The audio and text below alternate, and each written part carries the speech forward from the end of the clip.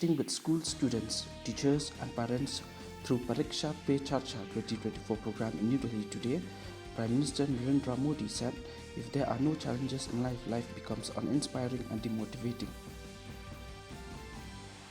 In Bihar, the Enforcement Directorate team is interrogating RJD Chief Lalu Prasad in Patna in connection with land for job scam. As part of Republic Day celebrations, the beating retreat ceremony will be held at the historic Vijay Chowk in New Delhi today. Union Education Ministry has said that nearly 100 students from across the country will participate in a week-long exposure tours to Aro Valley under the Ek Bharat Shrestha Bharat program. India beat Jamaica 13-0 in the third and final Pool B match of the FIH Hockey Men's World Cup 2024 in Muscat, Oman today.